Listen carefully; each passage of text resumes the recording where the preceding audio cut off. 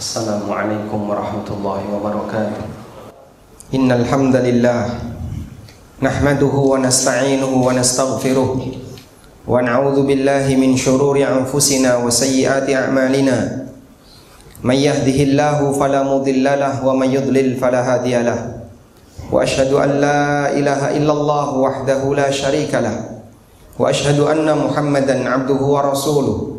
Ya ayyuhalladzina amanu taqullaha haqqa tuqatih wa la tamutunna illa wa antum muslimun.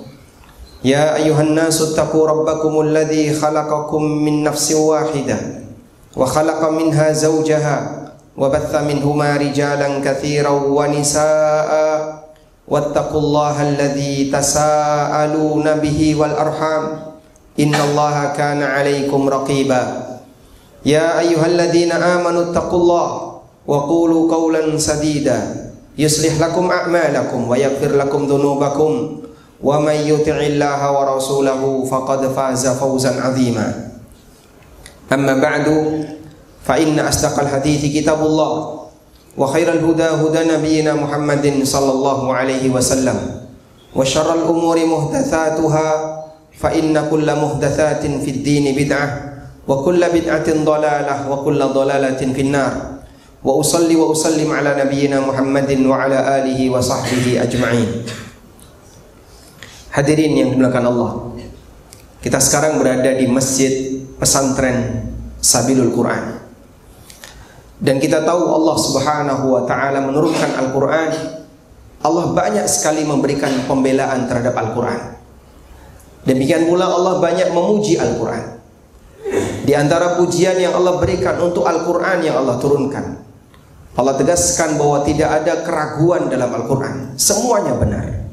Dzalikal kitabu la raiba fi, itulah kitab yang tidak ada keraguan di dalamnya. Allah Subhanahu wa taala juga menegaskan bahwa Al-Quran adalah kitab yang diberkahi, yang memberikan banyak sekali manfaat bagi kehidupan.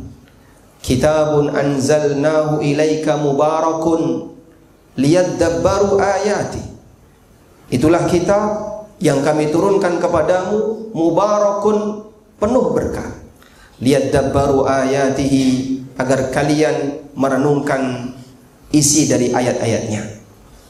Mereka yang mempelajarinya, merenungkannya dengan baik akan mendapatkan banyak keberkahan dari Al-Quran. Allah Subhanahu wa ta'ala juga menjadikan Al-Quran sebagai hudan wa syifa, petunjuk dan sebagai obat bagi orang yang beriman. Allah Subhanahu wa taala mengatakan, "Wa nunazzilu minal Qur'ani ma huwa syifaa'un wa rahmatun lil mu'minin." Dan kami turunkan Al-Qur'an sebagai syifa dan rahmat bagi orang-orang yang beriman. Dan Al-Qur'an sendiri mengatakan bahwa Al-Qur'an adalah pemberi petunjuk ke jalan yang lurus. Inna hadzal Qur'ana yahdi lillati hiya aqwam. Sesungguhnya Al-Quran ini memberi petunjuk lillati hiya aqwam, ke jalan yang lurus. Karena itu jamaah, jika kita melihat betapa banyak pujian Al-Quran untuk Al-Quran itu sendiri, seharusnya kita sebagai orang yang beriman, yang mencintai Allah dan mencintai kitabnya, sudah selayaknya memberikan ruang yang cukup untuk mempelajarinya, minimal dengan membacanya. Dulu orang-orang musyrikin, mereka banyak sekali meragukan apakah Al-Quran itu benar turun dari Allah ataukah buatan Muhammad. Dan Allah Subhanahu wa ta'ala banyak memberikan pujian kepada Al-Quran dan pembelaan kepada Al-Quran, bahwa semua tuduhan itu nggak benar. Sampai Allah Subhanahu wa ta'ala memberikan tantangan yang disebut oleh para ulama dengan ayatut tahaddi, ayat yang berisi tantangan untuk orang-orang yang meragukan kebenaran Al-Quran. Allah Ta'ala berfirman, "Qul la in ijtama'atil insu wal jin ala an ya'tu bimithli hadzal Qur'an la ya'tuna bimithli." Andaikan, katakanlah wahai Muhammad, la in ijtama'atil insu wal jin, andaikan manusia dan jin itu berkumpul, ala an ya'tu bimithli hadzal Qur'an, untuk mendatangkan yang semisal dengan Al-Quran. Kalau kau tuduh Muhammad itu membuat Quran padahal dia sendirian. Sekarang coba kalian kumpul, semua manusia dikumpulin, tidak hanya itu, bahkan termasuk jin kalian kumpulin, lalu kerjasama Bukan karya satu orang, tapi karya banyak orang. Untuk membuat bimithli hadzal Qur'an, yang semisal dengan Al-Qur'an. La ya'tuna bimithlihi walau kana ba'duhum li ba'din dhahira.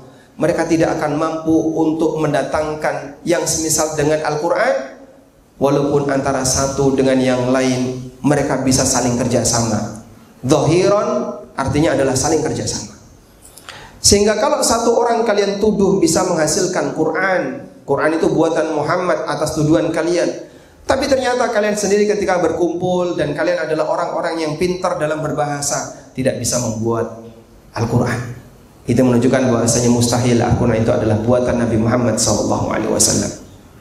Di ayat yang lain bahkan Allah Subhanahu wa taala mengatakan, "Wa in kuntum fi raibim mimma nazzalna ala 'abdina fa'tu bi suratin min mithli." Kalau kalian masih meragukan dengan apa yang aku turunkan kepada hambaku, fa'tu bi suratin min mithli. Enggak usah buat satu Quran, cukup buat satu surat saja yang semisal dengan Al-Quran. Wad'u syuhada'akum min dunillah. Kalian boleh panggil syuhada kalian, a'wan, teman-teman kalian, orang-orang yang bisa membantu kalian selain Allah untuk membuat satu surat dalam sebagaimana yang ada dalam Al-Quran. Tapi mereka nggak mampu untuk mendatangkannya. Semua ini adalah bukti bahwasanya Al-Quran kitab yang dibela oleh Allah Subhanahu wa taala. Maka sebagai hamba Allah yang sekali lagi mencintai Allah dan mencintai firman-Nya, sudah selayaknya bagi kita untuk mempelajari Al-Quran, berusaha untuk mendekat kepada Al-Quran. Kita berikan apresiasi yang tinggi bagi adik-adik yang ada di sekolah tingkat SMP, SMA, atau pasca SMA yang masih punya perhatian besar terhadap Al-Quran. Mereka mungkin jumlahnya tidak banyak di sebuah kota jika dibandingkan mereka yang gak peduli dengan Al-Quran. Kita bicara dalam lingkup sesama kaum muslimin. Mudah-mudahan generasi semacam ini selalu terjaga dan akan terus semakin bertambah, sehingga Al-Quran bisa dikebumikan baik di daerah Cirebon maupun yang lainnya. Kita mohon kepada Allah, semoga Allah Ta'ala membukakan hati kita untuk lebih mencintai Al-Quran dan memberikan waktu untuk Al-Quran. Setidaknya adalah dengan berusaha untuk belajar membacanya dan memberikan waktu untuk membacanya. Demikian sebagai khutbah yang pertama. Aqulu qawli hadza wa astaghfirullah. Alhamdulillahi wa kafa, wassalatu wassalamu ala rasulil mustafa wa ala alihi wa sahbihi wa mawalah. Wa ashhadu an la ilaha illallah wahdahu la syarika lah, wa ashhadu anna Muhammadan abduhu wa rasuluh. Ya ayyuhalladzina amanu taqullaha haqqa tuqatih wa la tamutunna illa wa antum muslimun. Jamaah-jamaah yang dimuliakan Allah. Namun ada satu fenomena yang disebutkan oleh Allah di surat Al-Furqan, di mana Rasulullah sallallahu alaihi wasallam mengadu kepada Allah terkait keadaan umatnya, apa yang terjadi pada umatnya sehingga sampai Nabi sallallahu alaihi wasallam mengadu kepada Allah. Beliau mengadu kepada Allah karena umatnya memboikot Al-Quran. Fenomena orang yang memboikot Al-Quran. Di zaman kita mungkin sangat banyak sekali orang yang memboikot Al-Quran. Bagaimana pengaduan Nabi SAW kepada Allah?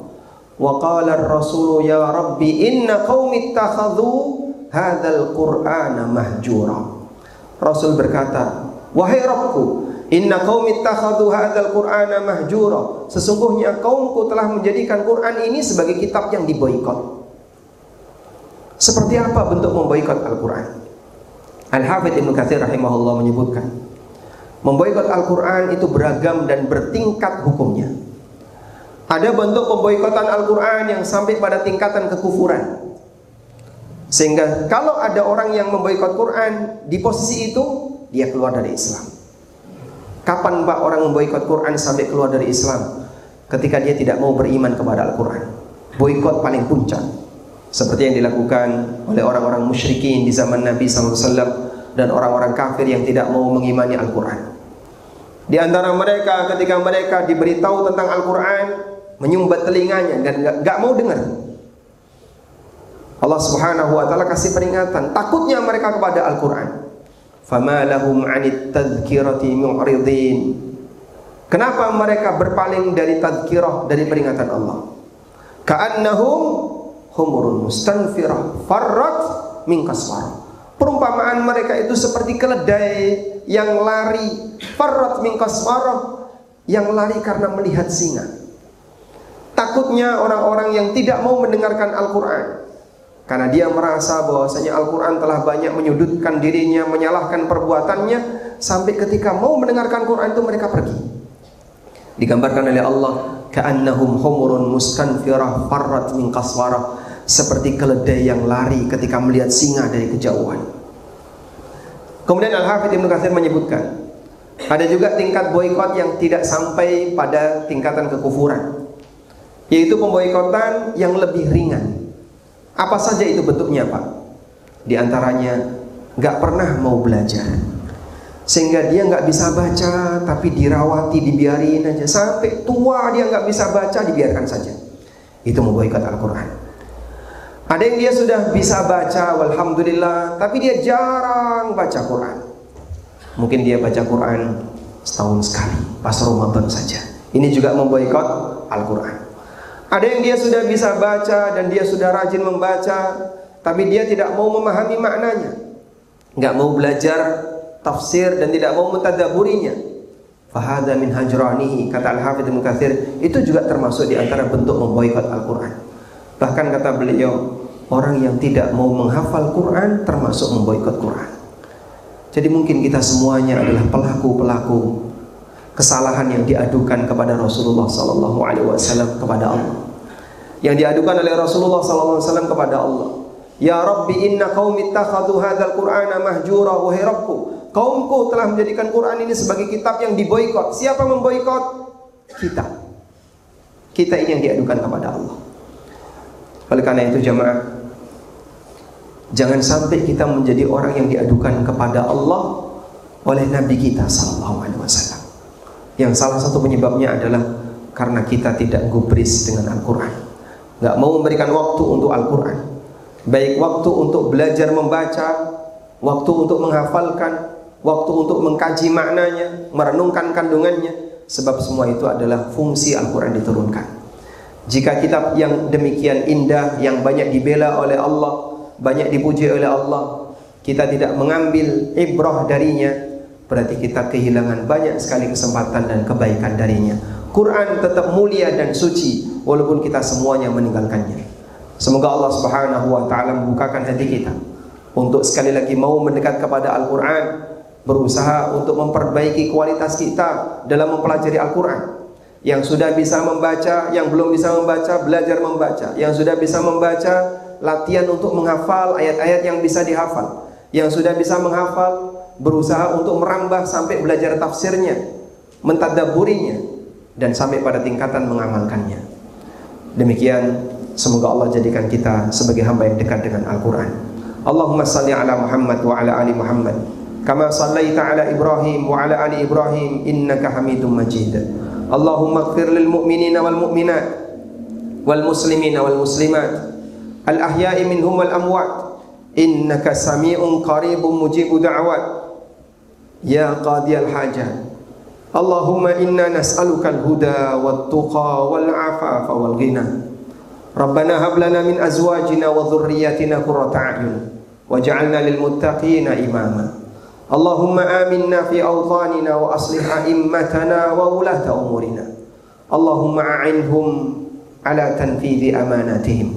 Allahumma arzuq lahum wuzara'as salihin wa bitanatas salihin. Rabbana atina fid dunya hasanah wa fil akhirati hasanah wa qina adzaban nar.